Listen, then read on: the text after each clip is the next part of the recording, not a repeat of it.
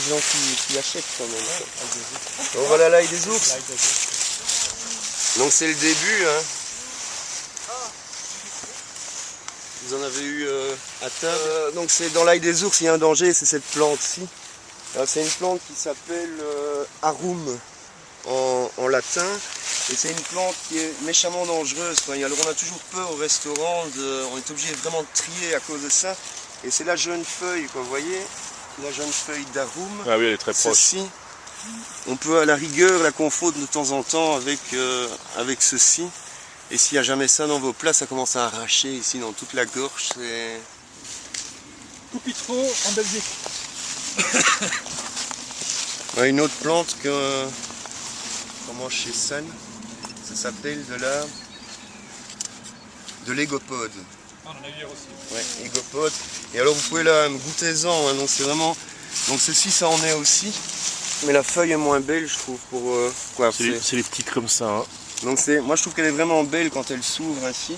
Et alors ça a le goût de carotte. C'est assez bon. Les petits pois, les pousses de petits pois qu'on trouve un peu partout.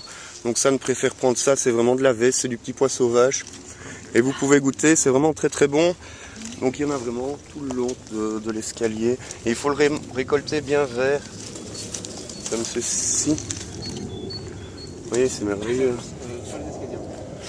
Ouais, ça pousse un peu partout. Origan. Vous pouvez le goûter, hein. Ouais.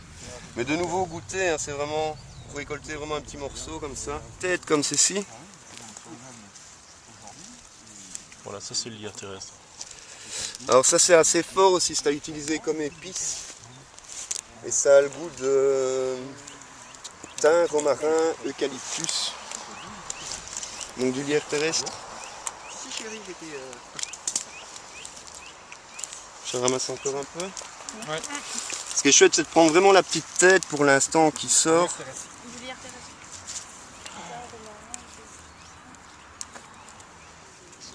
Non, c'est consoude.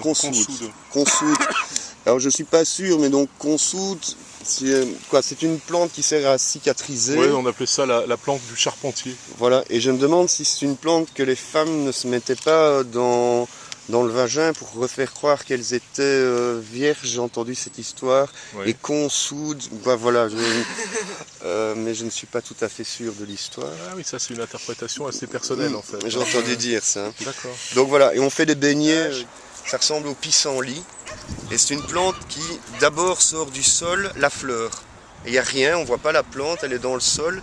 Et puis alors sort une tige et c'est la fleur. Et après arrivent les feuilles seulement qui sont comestibles aussi. Les fleurs sont là, vous allez les goûter. C'est juste un endroit pour une fleur, mais on la trouve pas bien ailleurs. Voilà. Ah oui, il y en a plein.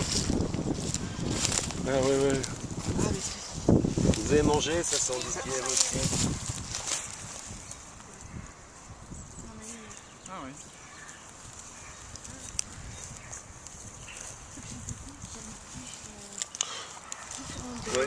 Oui, le pissenlit c'est transparent. Ici c'est une tige pleine. Vous pouvez goûter, moi je trouve ça assez bon. Ça dure combien de temps le tussilage là? Il sort pendant combien de temps? 15 jours. Ouais, c'est ça, très très court. Maximum 15 jours. Donc 15 jours ça disparaît, ou il souffre trop fort. Et alors moi ce que j'aime bien aussi dans la plante, c'est cette partie-là. Bourgeon. Le bourgeon vraiment fermé comme ça, je trouve ça merveilleux, quoi. J'aime mieux que ceci. Ceci ça fait un peu peur aux clients, quoi. C'est quand même, on dirait du pissenlit, mais je trouve que le goût... Vous avez tous goûté? Ah oui. C'est quoi ça? Compte. Donc c'est une plante qui s'appelle de la benoîte. Et alors ce qu'on mange ici, c'est surtout la racine. Et alors il faut attendre un peu plus dans la saison, elle grossisse un peu plus, et la racine a vraiment le goût de clou de girofle. C'est vraiment très très chouette. Pulmonaire, c'est aussi une petite feuille et ça sert à soigner les poumons. Et voici, c'est aussi une des... Ouais. Ben, on a appelé ça pulmonaire du... Ça n'a pas vraiment beaucoup de goût. Arrache comme ça. Tu vas prendre Vous prenez n'importe quelle mousse ou celle-ci. Celle-là, la sphène. Celle-là. Non, la sphène, je peux pas je n'ose pas. Donc on prend la mousse, on prend ça. Non. Ah oui, d'accord. Mais la base, le plat était plus à la sphène qu'à la mousse. Alors il y a différentes mousses là. Il y a la mousse, et la sphaigne, ça fait des feuilles. C'est ça, voilà, c'est Ça, ce c'est que la l'on fait. sphaigne. Voilà, c'est ça. Elle fait la feuille, tandis que la mousse, Oui, elle ça, fait c'est plus mousse, une... C'est comestible aussi? on ne sait pas si c'est comestible, c'est pas comestible à manger, mais pour fumer les pois, c'est c'est sans ça, doute comestible aussi à manger, mais sans intérêt. Ce qu'on en retire, quoi, c'est plus l'odeur, quoi. Et t'as senti ça? Ça sent délicieusement bon, ça sent, on sent le champignon, le C'est sous-bois. ça, hein, le sous-bois. Alors, comment t'es venu le goût des plantes, Ben? Enfin, au départ, donc, vu que j'étais banquier, j'avais les moyens d'aller au restaurant et j'ai commencé à rencontrer San ainsi dès l'ouverture.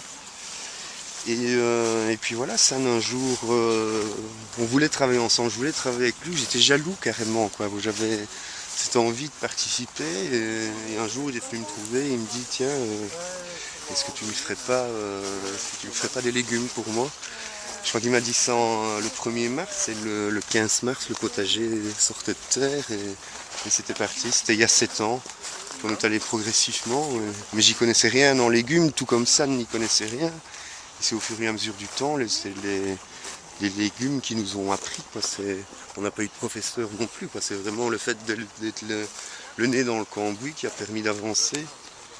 Et ce qui a permis aussi, je trouve, c'est le fait de commencer à tout goûter. Donc quand on commence à arracher un légume, on goûte la racine, ce qu'on n'a pas l'habitude de faire. Et puis on se dit, ah tiens, les racines sont super bonnes. Puis on essaie de produire ce légume-là avec la racine pour qu'il arrive au restaurant toujours avec la racine, même en terre, donc il est toujours en vie.